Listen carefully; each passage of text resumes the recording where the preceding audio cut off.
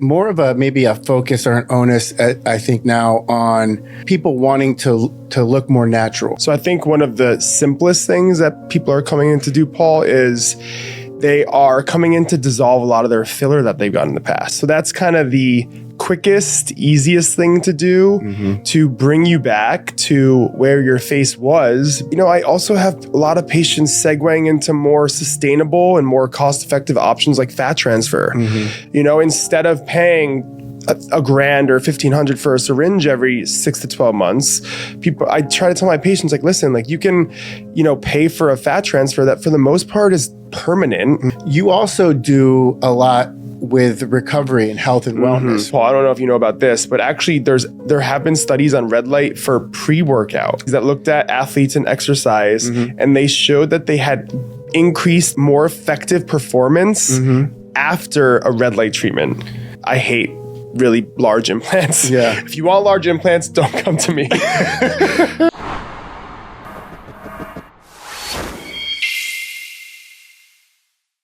Hello, everyone. Welcome back to Optimize Outcomes. I'm your host, Paul Fulford.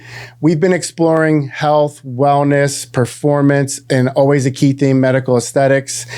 Today, we're going into the world of plastic surgery.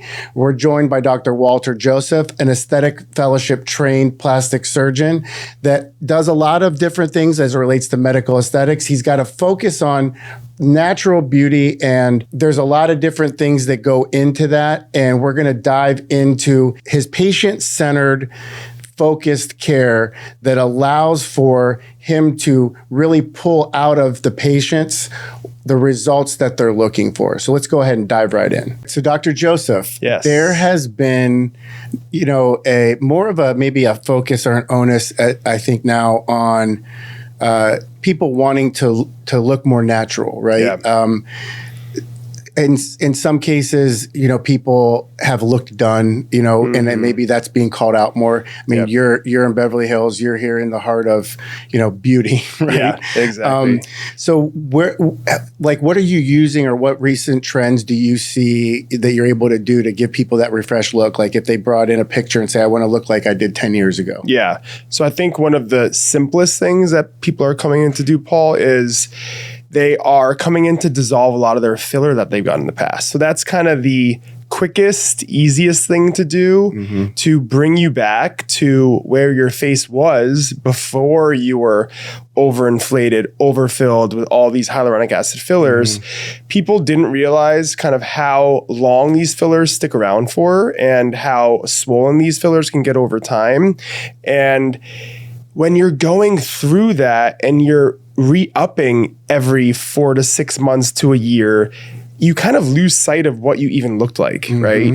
So then you forget what you looked like, and your new norm is that very snapshot in time that you're seeing in the mirror every day. Exactly. Right. So, and then people are like, oh, that's how I look right now. So let me actually I need a little more here. And they keep layering and adding on to what they've already done. Yeah. And that's when you start to get that pillow face, that really unnatural look. So we're seeing a lot of people come in for what's called Hylenex. Hylenex is the brand name for hyaluronidase, or the enzyme that dissolves hyaluronic acid. And so that's an easy in-office procedure. Sometimes it can take a couple treatments, but for the most part, it's a pretty instant gratification treatment too. Sometimes you can even see that filler dissolve right away to an extent. Some of it will process over the next couple weeks, but we're seeing a lot of that, and that's kind of a great way to start toward that more natural look. And then, instead of just pumping your face with filler to add volume, people are going to more regenerative options, like laser therapies, like fat transfer, like PRP and exosomes, like things like that. So that's interesting, right? So when you think about maybe somebody who was doing all these fillers, right? And if somebody has deep nasolabial folds, it takes a lot of filler for that to lift, right? Exactly. So what are you utilizing to like, especially when somebody was doing that to address laxity? Right? Yeah. What are you utilizing now to kind of bring that back to that natural look while still addressing what the original concern was? Yeah. So I have a lot of my patients, again, transitioning from the hyaluronic acids to things like PRP or even PRF. So PRF is a more viscous version. It's platelet-rich fibrin rather than platelet-rich plasma. So it's the kind of byproduct of plasma, and it's more viscous. It's more thick. It's almost filler-like. There are a bunch of different companies that allow us to kind of market this in the office. The one we use is called Easy Gel, literally the letter Easy and then gel. And it's basically a platelet-rich fibrin product, and we can use that in the midface to add volume. But it's not just pumping volume in, it's bringing growth factors and stem cells and rejuvenating the area and adding volume that way over time. It does take some, multiple sessions sometimes, but you can get nice stimulation of collagen, which will thicken your tissues, growth factors, which will thicken your tissues. And so we're seeing a lot of that, especially in the under eye, because, in the media, we've seen a lot of bad under eye filler. Under eye filler is so tough too, right? And the other thing is that how long do you recommend somebody to wait after that filler's been dissolved to start going into some of these therapies? Yeah. So usually we say, at least 2 weeks at minimum. Usually I recommend around 4 weeks. That way I really have a baseline. I have a clean slate. I know what the contours are now that the filler has been, for the most part, dissolved. And then, I also have a lot of patients segueing into more sustainable and more cost-effective options like fat transfer. Instead of paying $1,000 or $1,500 for a syringe every 6 to 12 months, I try to tell my patients, like, listen, like, you can, pay for a fat transfer that for the most part is permanent, and we're using your own tissue transfer, taking a little fat from the belly. No one minds that. No one, I'll be like, oh yeah, take whatever you want. Not the case, but I'll take what I need and process that down and then repurpose that to add volume, into the face where it's needed. And it's not just with fat transfer, it's not just volumizing. Right. You're adding, again, those growth factors, those stem cells from your fat and kind of reharnessing them and repurposing them. Yeah. So are you seeing more of an uptick in procedures like that?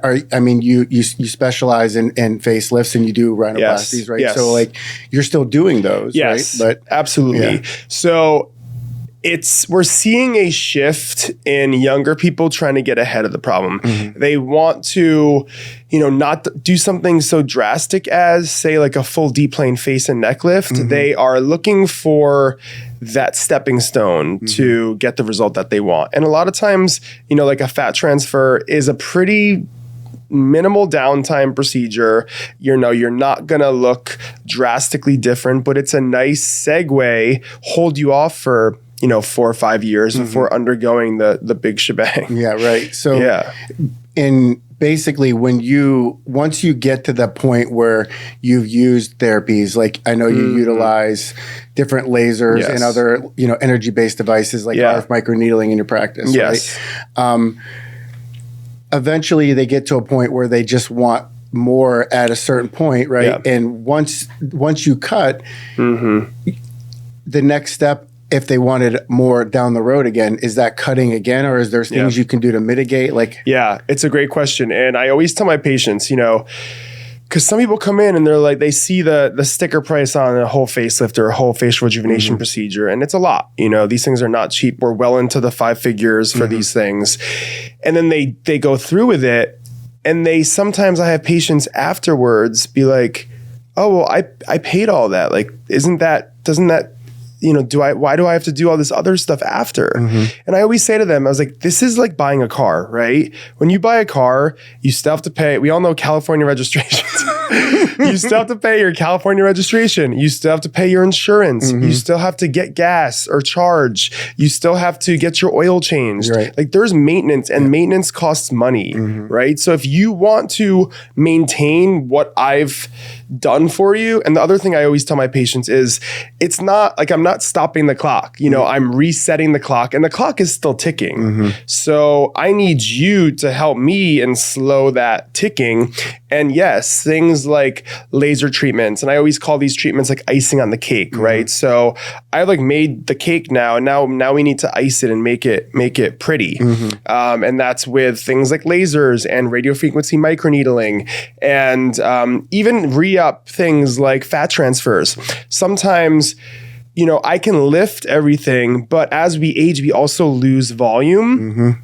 Sometimes I decide not to fat transfer at the initial facelift because I am repositioning a lot of the fat pads in the face, and that's lifting those fat pads. And sometimes I don't like to overfill the face with fat. And so, but you know, that being said, someone might age in the way that their aging process continues to be volume loss now that we've lifted everything. And to restore that volume, you might need to do a little fat transfer down the road in 5 to 10 years. So we a lot of times in surgery, in plastic surgery, and people that are not overly educated on it, right? That the average person just thinks facelifts are facelifts or facelifts, right? So you specialize in like deep plane facelifts, right? So can you explain what that means as far as deep plane facelift?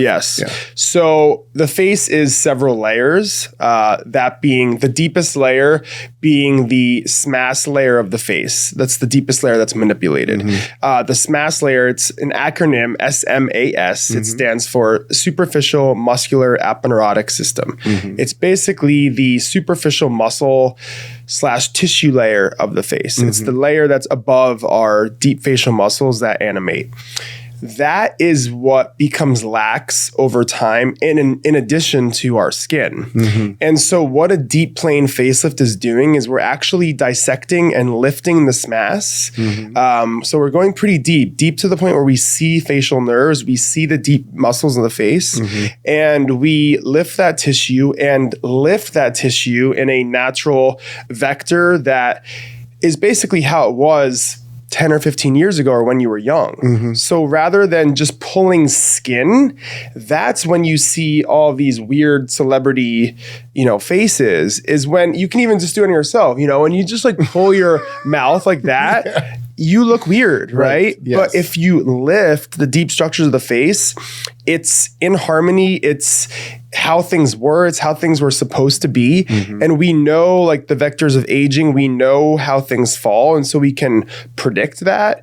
And so the deep plane is the most kind of natural looking, in my opinion. I think it's the most effective. You can also, it addresses the problem without kind of bringing in new problems. You know, you're addressing the laxity and the descent. You're not just, again, pulling skin and just putting things under tension. It's anatomic, it's natural, it's a beautiful operation, and that's why people are starting to do it in their 40s. Right. And it's basically that refreshed look, right? It's like, I think that's one of the things, and again, I know with a good plastic surgeon, they do want to see that face, like a photo of that face that you're trying to get back to. Right? You know, it's not like I want to look like this. It's like, this is how you look, especially like when you're talking about with deep plane facelift, because you want to see where those muscles technically were. Right? So I think a lot of times people also are wondering, you know, how does other educational pieces play into this, right? You know, you're almost a sculptor in what you do, right? But also there's a lot of mathematics involved, right? I would imagine there's a ton of geometry that you're thinking on a regular basis. So, you know, I've had other guests talk about, you know, people talk about symmetry, and is it really symmetry you're trying to provide, or is it really proper you know, spatial positioning of things. So what is your approach to the, you know, the geometry and the shape of the face when you're doing those things? Yeah, I think it's a great question. And I think that a lot of it comes down to, like I was talking about, kind of addressing and really staying in line with those vectors and like the vectors of beauty and the angles of a beautiful structured face. I think that there's a lot of mathematics that goes involved in terms of looking at the angles of the jawline, looking at, the angle between your chin and your neck, which is called your cervical mental angle, and keeping that nice and acute rather than an obtuse angle. So all these things we think about, but in the end, I really don't stress about achieving perfect harmony, because we've all seen those apps and stuff that kind of split your face and make you perfectly symmetric, and we all look weird. We don't look right. Yeah, it looks so weird. So it all goes back to not over-altering what you already have, but just kind of restoring and refreshing what's there in line with those kind of systematic, aspects of beauty that are studied and objective. We're not talking about certain races. We're just talking about certain angles and proportions of the face and different vectors of the face. And that's what it's really trying to achieve, in my opinion. So you do facelifts, you do rhinoplasties, right? Yeah. And in some cases, it's not like we've been talking about the natural refresh look, but there are things that people want that are corrective to change something specifically, right? So how do you balance that conversation with a patient where you're saying that this is what they want? Is it a conversation where you're like, well, the way that your facial structure is, it better supports this? Like, how do you go about that conversation? Yes. So it's a great point. And so I'll touch on I definitely want to touch on the nose, but that also reminds me of another aspect of the face, which we get into form and function, and that's the masseter muscle. So you've seen a lot of people have TMJ, a lot of people get migraines. So people are over neurotoxing or over botoxing the masseter muscle. And so not only is it one of your jaw clenching muscles that allows you to chew and allows you to eat, but it also supports the face. So if we over Botox the masseters, the jawline actually narrows. So we lose that horizontal support in the lower face. The jaw narrows, and then what happens? You start to get a jowl, right? So all of that support from the masseter, when you reduce that, you now have laxity, and that laxity causes a jowl. It causes neck laxity. So that's just an example of how you have to balance the functional aspect of something with the aesthetic aspect. Yeah, if you have excruciating pain, I will Botox your masseters a little bit for you to help with your TMJ, but I'm not going to do it to the point where you get atrophy over time and you lose support and your face is falling off your skeleton. Yeah. Right? And then so now let's go to the nose. You're doing something to end up creating another problem. Exactly. Right. And and there are ways to, like, if someone says, I need you to Botox my masseters. I need more. I'm in excruciating pain. I'm grinding my teeth. I have headaches all the time. Then we'll do it, but I will tell them to mitigate that effect of the laxity, we have to do things like potentially deeper filler in the jaw, or things like radiofrequency microneedling to tighten the skin and prevent that, or to make that laxity a little bit less.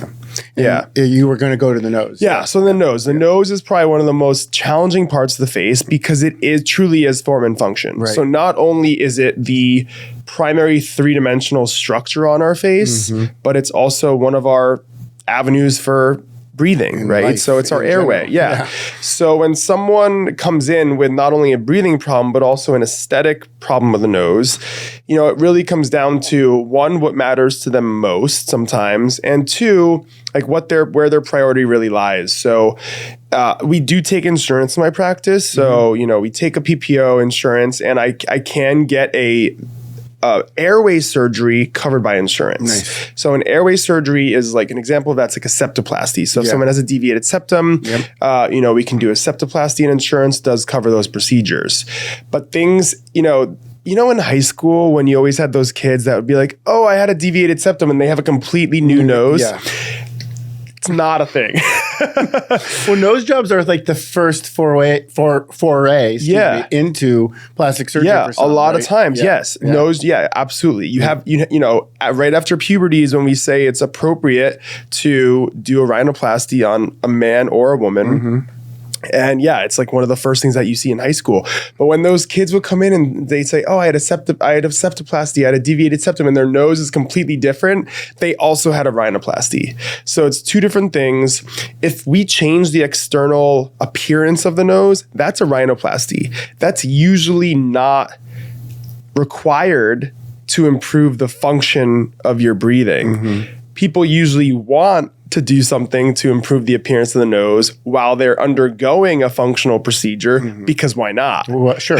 You're already going down exactly. for the one. Exactly. Right. But that's a funny little kind of fact about septoplasty versus rhinoplasty. And of course, you can do a combination, what we call septorhinoplasty. So when people have a bump from the deviated septum, when you're repairing it, does it, for people listening, does it repair that bump, or is that something you still have to address structurally, not functionally? Yeah. So if you have a hump, that's usually not associated with a deviation in your septum. Okay. Yeah. So if you want your hump taken down, that now becomes a rhinoplasty. I can do a septoplasty or fix your deviated septum, and honestly, it probably makes a septoplasty easier even to leave the hump, because that way there's probably more septum. More airway. Yeah. And so, yes, if someone gets their hump taken down, it's no longer a septoplasty, it's now a rhinoplasty. It's a combination. Yeah. So you also do a lot with recovery and health and wellness, right? Yes. Where are those two worlds blending for you, right? Where you've got these, you're doing the surgery, you're doing the medical aesthetics, and also the health and wellness. Yeah. Where are there some of these therapies that blend for you? Yeah. So I think more and more we're learning, and more research is coming out that, obviously the surgery is important, but so much of the prehabilitation, so all of the pre-surgery leading up to that case. So when you say that, what do you mean? Yeah. So that means just optimizing the body and making you the healthiest version that you can be of yourself before you go under the knife, before you go under a general anesthetic. And that's not just, of course, we always do blood work. We do a full medical clearance from your primary care doctor. We do an EKG. We do a chest x-ray. For anyone undergoing breast surgery, we do a mammogram. So those are kind of all the boxes that we check before surgery. But now we're adding things like preoperative hyperbaric oxygen therapy. So it's been well studied in the literature and in the data that if you undergo an HBOT treatment before surgery, you're hyperoxygenating the bloodstream. And that actually not only optimizes your body while you're under anesthesia, but also kind of kickstarts your body into that healing process before you're even actually healing. So that's kind of the pre-generative or, prehabilitation aspect of surgery. And is there aspects of that you would do post-surgical? Yeah. So definitely. So not only is it HBO recommended pre-op, but we also absolutely recommend it post-op. And the reason for that, extremely well studied on helping clear anesthesia. So if anyone feels like they have brain fog, or if they're lethargic, or just feel like they're really dragging after a general anesthetic, especially after a long surgery, 5-6 hours, then we really recommend almost a week of hyperbaric oxygen to help clear that anesthesia. It also, again, because of that hyperoxygenation of the blood, forcing it in there. Yes, forcing oxygen into the blood because of the high pressure. You're in a chamber. It's like you're going scuba diving. That's why people can actually get the bends. Yep. And that's what they do to help with it, right? Exactly. Yeah. Yep. So you're in a high pressure chamber with 100% oxygen. The high pressure forces the oxygen into your blood. So even if we were just sitting here right now, Paul, and we had 100% oxygen masks on, our sats might go up a little bit, but it's our oxygen, the actual binding of oxygen to our blood isn't changing much. We need a higher pressure, and that's what HBO is doing.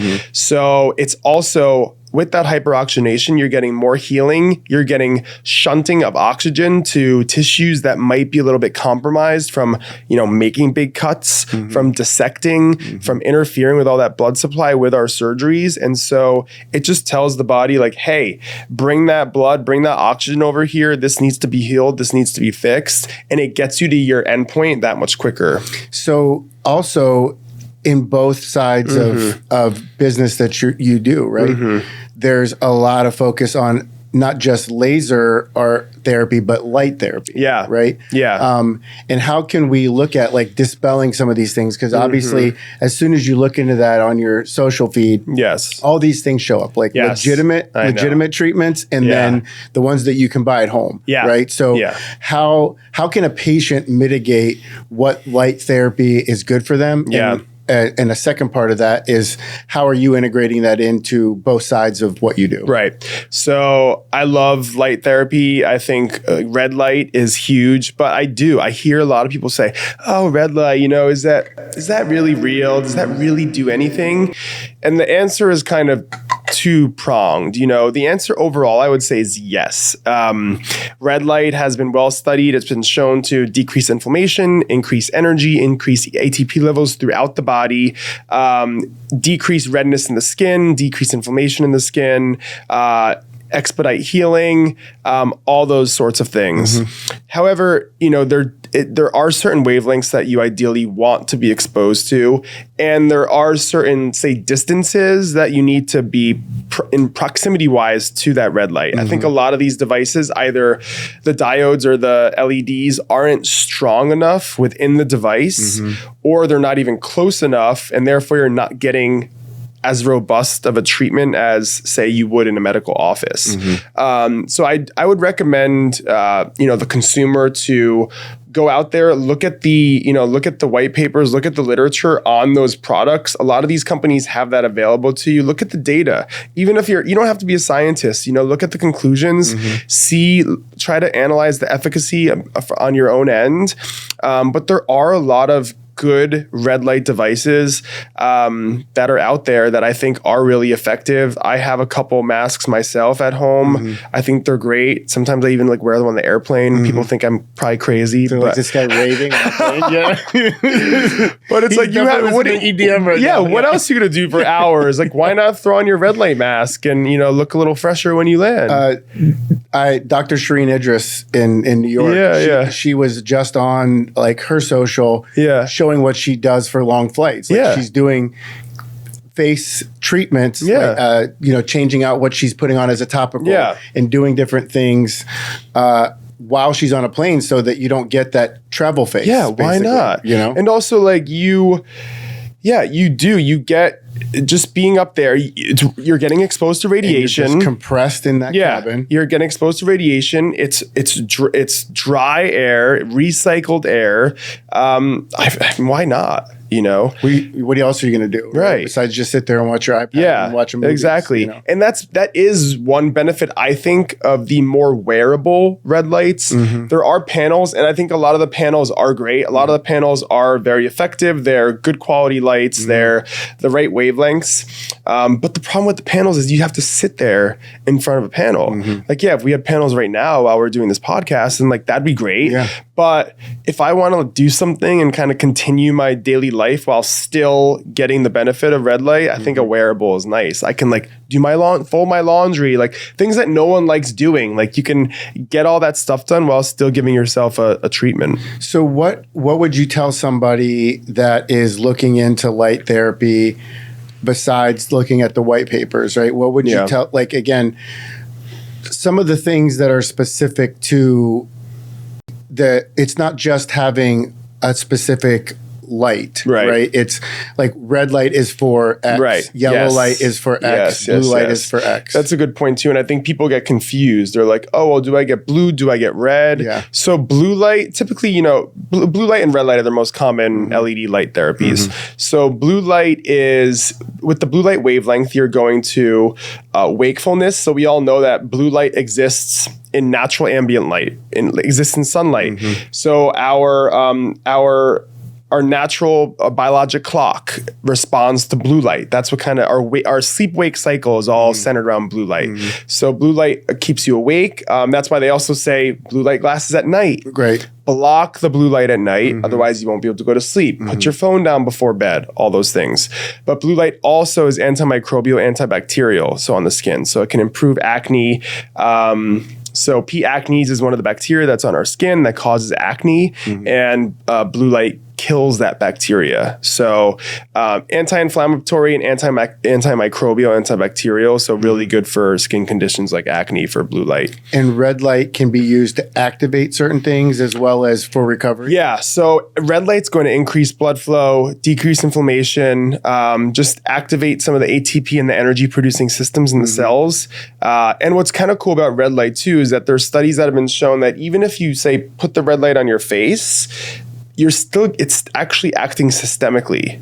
So there have been studies that looked at or like measured blood levels, systemic blood levels from the arm before and after, say, a facial red light treatment. And there are actual visible changes in different levels of inflammation markers and whatnot, energy markers, things like that. So you mentioned ATP, right? Yeah. And that is a primary source of energy for our muscles when we work out, exercise, do things, right? Yeah. So red light therapy post working out. Yeah. Because you've obviously depleted some ATP while working out, right? 100%. So in the wellness side of things. Now, how does that impact? Because again, one of the things that when you look at like muscle stimulation treatments, right?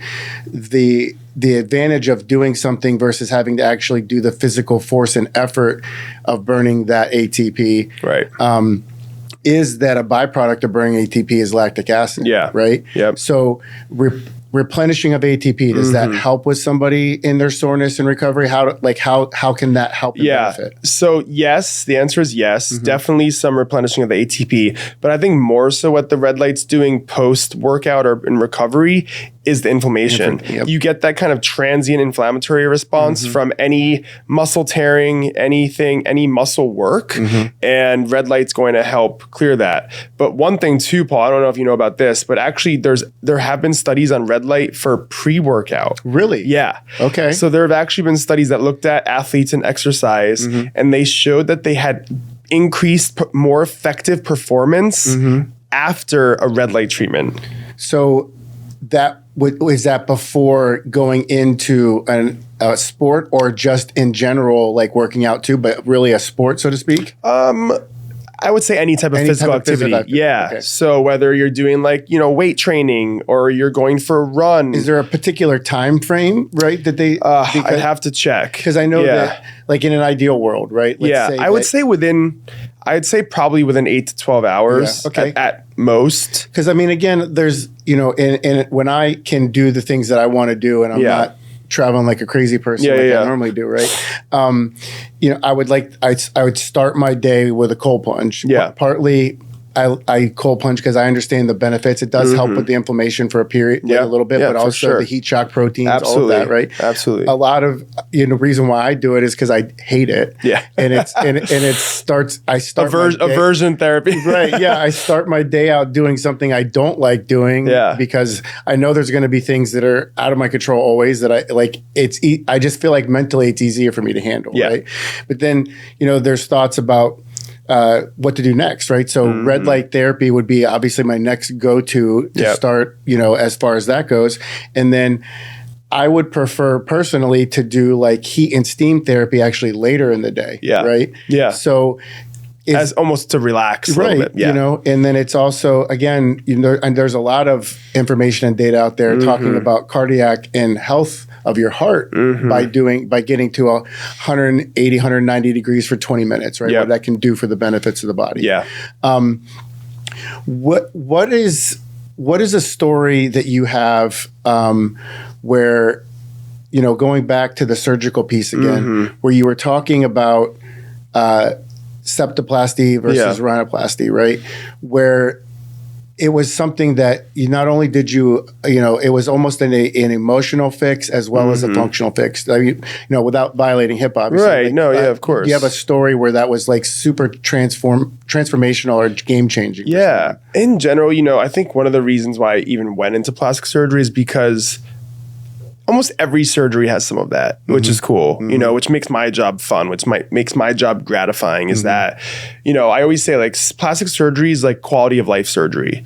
We're not just fixing someone's face or we're not just, lifting someone's breast. It's making them feel better about themselves. It's making them engage further in their own life and just giving them better quality of life. So I think that even for all my surgeries, I see some aspect of that. But I think, in terms of nose, I had actually, when I was in my fellowship, so my last year of training, I was in Beverly Hills through USC. I was doing my aesthetic surgery fellowship. And in that, you're a fully practicing surgeon. I had already done 6 years of plastic surgery residency. This is my 7th year of surgical training. And at this point, you're operating on your own, but you're still learning from some of the best guys out there to just kind of finesse and hone your skills.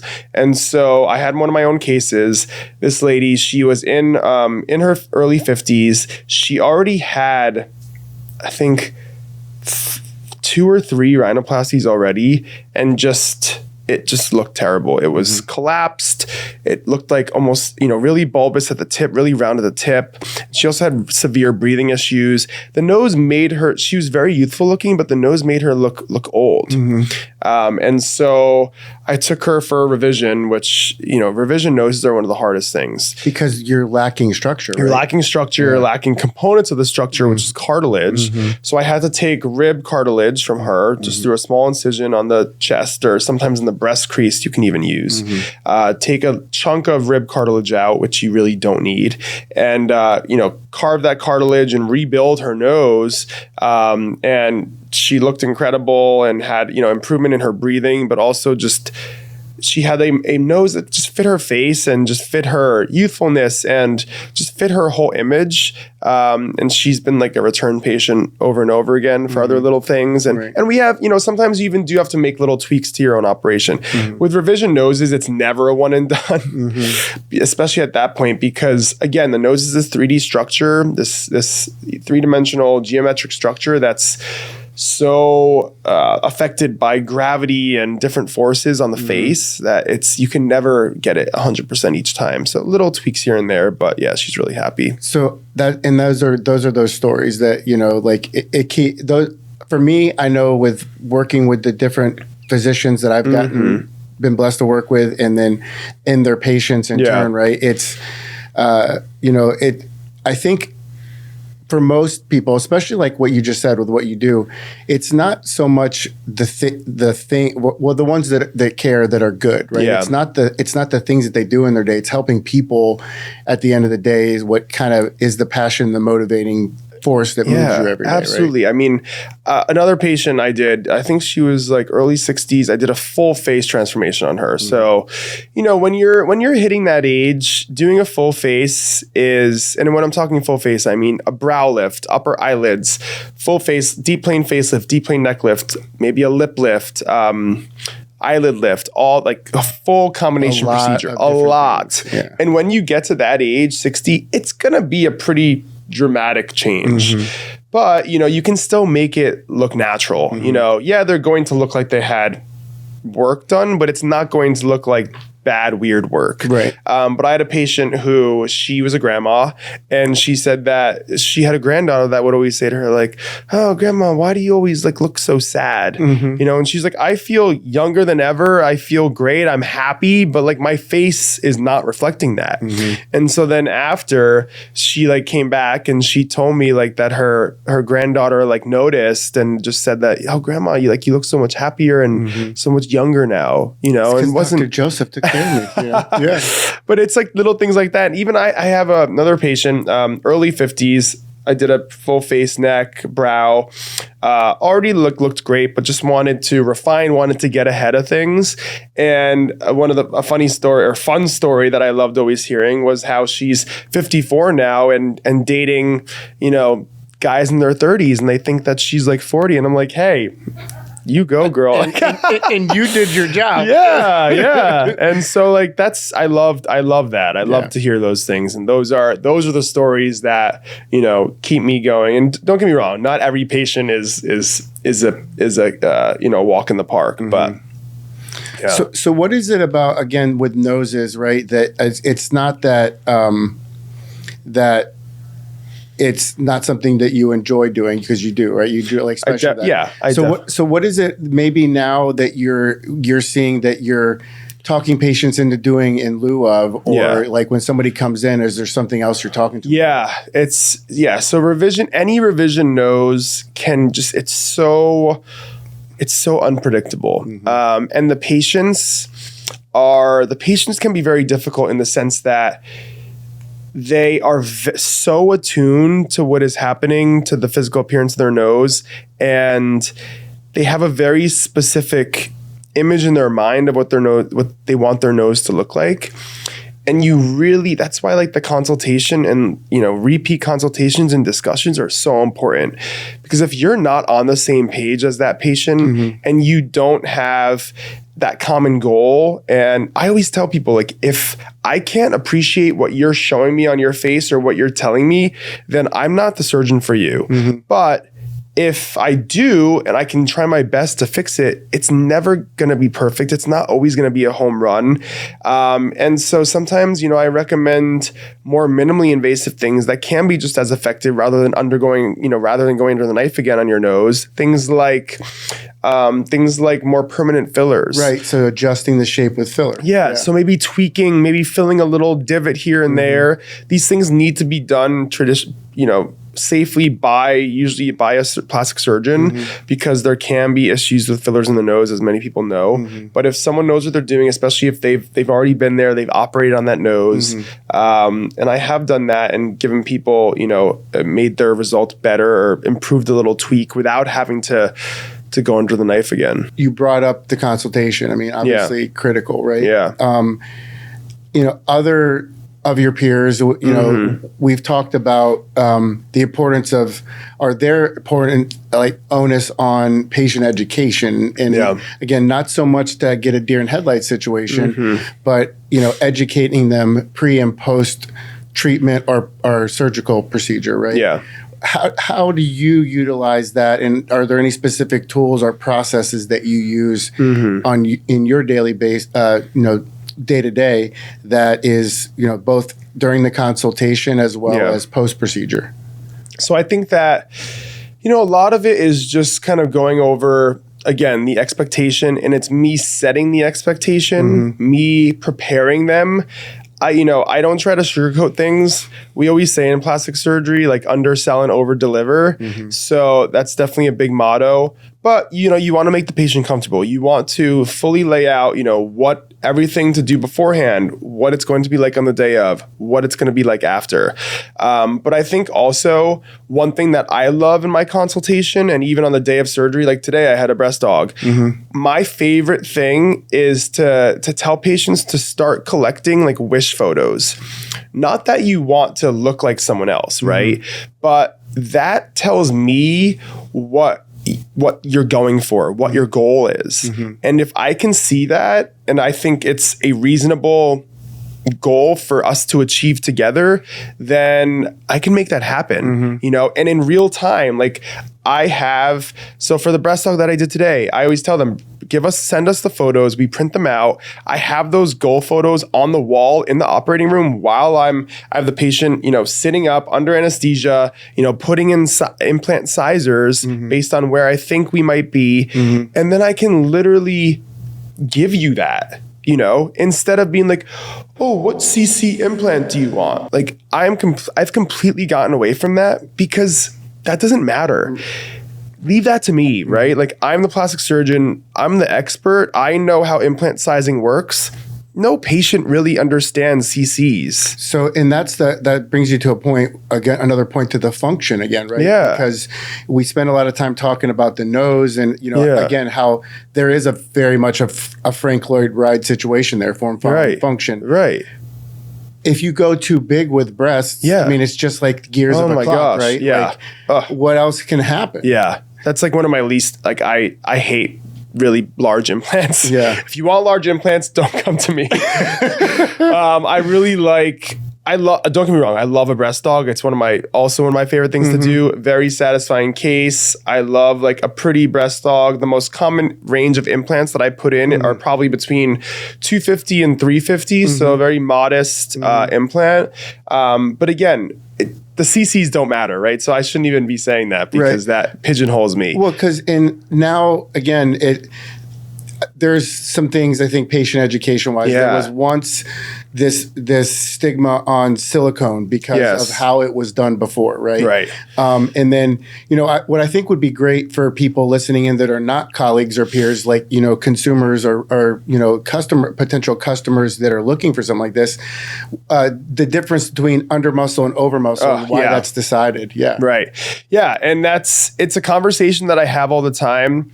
I will say I am going more for my breast dogs. I am going more toward over the muscle or subfascial. So, I mean, this, Paul, like all muscle has a layer of fascia, which is a protective covering. It's a thick sheet over the muscle. And in the breast, you have your pectoralis major, which is the muscle that we use when we're saying over the muscle or under the muscle. And then above the pectoralis major is your breast tissue. So the old thinking or the old, when we were doing subglandular, we were kind of violating the breast tissue. Breast tissue has things like glands and ducts, which have milk and it's exposed to the environment through the nipple, right? So there's some contamination within natural breast tissue, which is normal. So that's why people were getting some complications from a subglandular breast dog. So now we're going under that thick layer on top of the muscle, the fascia, keeping all the breast tissue away from the implant still and using kind of a new barrier. And I think if you're active, it's by far superior because you don't get that animation deformity, right? The party trick, when they can, just like how guys can make their pecs bounce, like some girls can make their implants bounce. Right. It's not a good look. It's like every time you push down on something or move your arm, force on it. Yeah. Because if it's under the muscle, the muscle is squeezing the implant and I just think it looks awful. So you eliminate that. And I think when it's done right and done with the right size, it's a really, really pretty operation, really elegant operation. My patients have no pain. Even the patient that just woke up before we're sitting here, was completely fine, pain-free, looked amazing. And you don't have to wait for that drop. People talk about for breast dogs, like this drop and fluff because the pec major starts to tense up over the implant. The implant rides really high at first and they say, like 6 weeks it'll drop. With the subfascial breast dog that I do, you don't even have to wait for that. It's for the most part, you'll get some relaxing of the lower pole tissues. Because there's a little bit of inflammation post. Yeah, right? Of course. Yeah. And, tissue stretch, right? So just like your over time, things stretch out. So there's a little bit of a stretch in the lower pole, but for the most part, it's a really nice operation. I love it. It's also one of my favorites. So, there's always an easy segue here, I think, when talking to people that I get to work with. There's been a merging of these two great companies, right? There are two devices that, obviously being in sunny California, that you get to utilize on a regular basis, right? The Potenza and the PicoSure Pro. With some of those things that we've spoken about earlier, how are you incorporating those into, just your obviously people looking for things for aesthetics, as well as like, how do you incorporate them with your surgical procedures? So again, I think that a plastic surgeon is remiss if he or she does not incorporate these non-surgical technologies with their surgeries. We can only do so much with our surgeries. And again, that's a snapshot in time. Yes, there is durability and effective, duration of our surgeries, but there are things that you can do to optimize and prolong the result. And, for instance, on all my facelifts, I tell them that they need to do a radiofrequency microneedling treatment like Potenza 6 weeks after. So, not even 2 months after their surgery, because what that does, one, radiofrequency microneedling has been shown to decrease some of the swelling in tissues. And two, it's that second insult into the skin to really tell that tissue to keep tightening. And become do the processes that we used to do for youthful skin, where our cells all of a sudden, as we age, they stop regenerating the same way. Right. Everyone knows your collagen production, decreases exponentially over the years, right? To the point where we're really not even making any more new collagen as we get older. So when I do a facelift, everything's tight on the table, right? Everything is lifted and tight on the table. So then you go home, you start to swell, right? Things get stretch. Then over the next couple weeks, you start to de-swell. So now what happens? The swelling is leaving your tissues, but then everything that I did have nice and tight at one point then starts to get a little lax again. So that's when things like Potenza come in to be like, hey, skin, don't give up. Like just because you were swollen and now that swelling is gone, I need you to still be tight.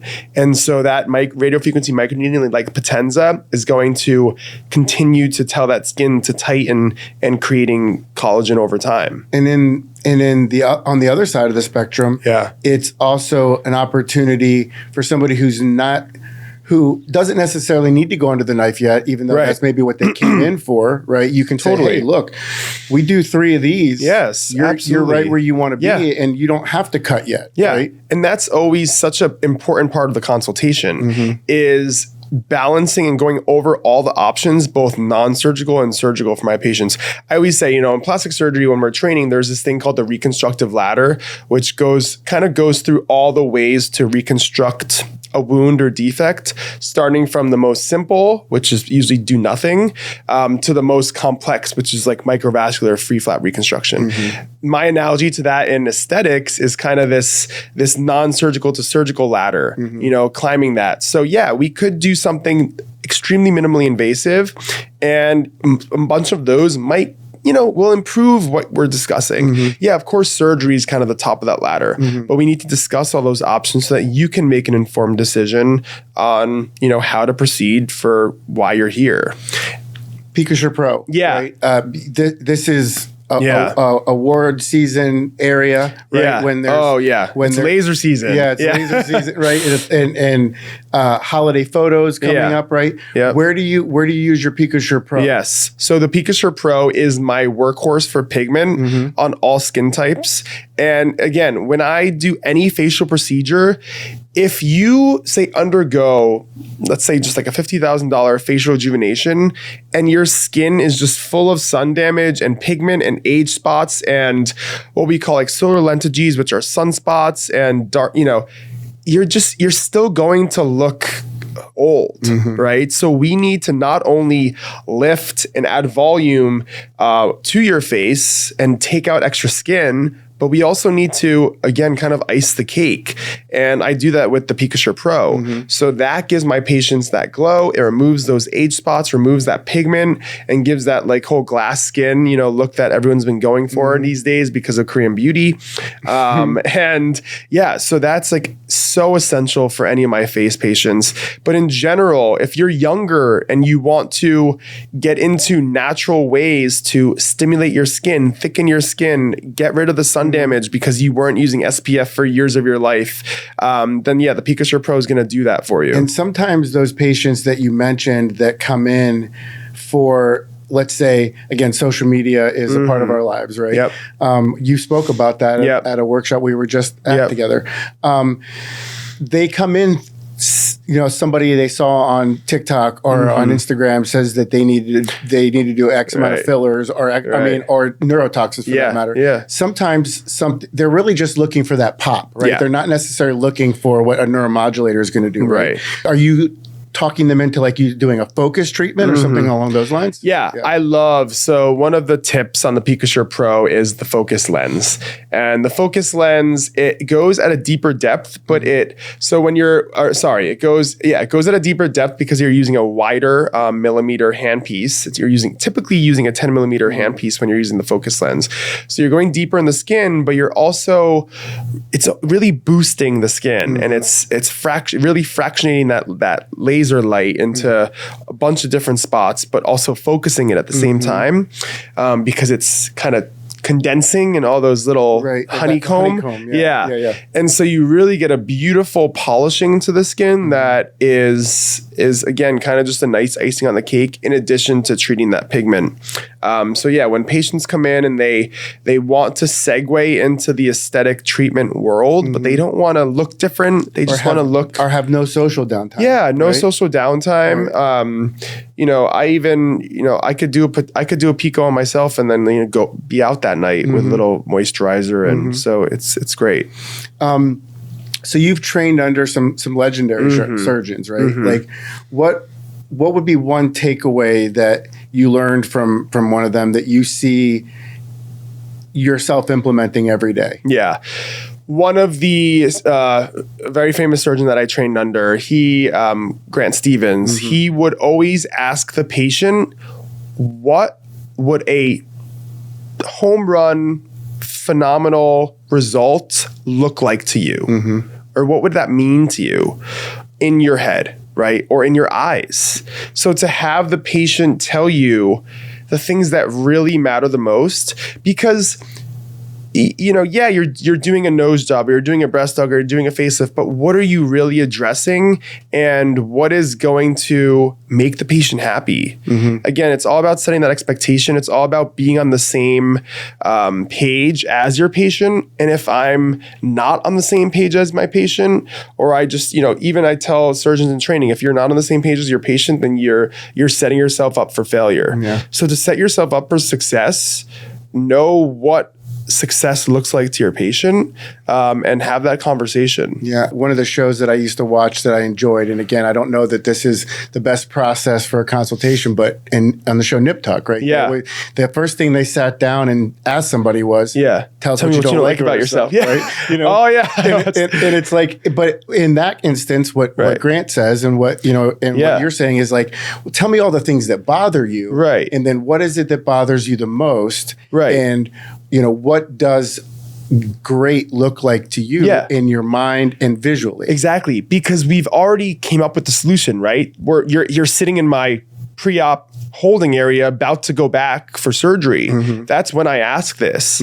So it's the last kind of thing in both of our minds so that we can meld together and be on the same page and almost like be one with each other when I take you to surgery. And you're asking him to count backwards. Yeah. Yeah, literally. Well, the anesthesiologist is. But yes, correct. But I'll be by your side. Yes, correct. Yeah. So, but again, I think mentally, it puts them in a good spot right before they're getting ready to do it. Right. And by verbalizing that, there's some power to like manifestation. We all kind of, it's a big Los Angeles thing, but it's a thing. Yeah. And so by the patient just verbalizing that and talking about what might not be that apparent, just because you're getting a facelift, that doesn't mean, a tighter face is going to be, a good result to you. It's going to be more nuanced than that. People are deeper than that. And so to have that conversation and put that out there into the universe, I think is a really nice way to set the tone for a surgery. It's a big deal. We're going to have to do this again. I feel like we are all over. We can talk about. Well, I think that's one of the great things about and what I always get to enjoy about the people I get to work with on a regular basis is that again, a universal principle. If we'll stay California state of mind, right? Is like attracts like, right? And I always enjoy talking with the people I get to work with about this. This is no different than conversations we have on the weekend. Of course. I just want to thank you for coming here today and your time. Where can people find you? Right? Yeah. Where your social, your practice website? Absolutely. Your other ventures, what can people find you? Yeah. So my name is Dr. Walter Joseph. So my Instagram handle is @Dr. Walter, WALTER, Joseph, JOSEPH. Also, if you just Google my name, that'll bring you to our practice page, give you our address. But even on my Instagram, reach out. There's even a consult inquiry form that can populate on my Instagram. So feel free to DM or do one of those consultation requests or request a quote for any procedure. But yeah, I think those are the kind of main. And so then our wellness center is called CORE, which CORR. That stands for the Center for Optimal Repair and Recovery.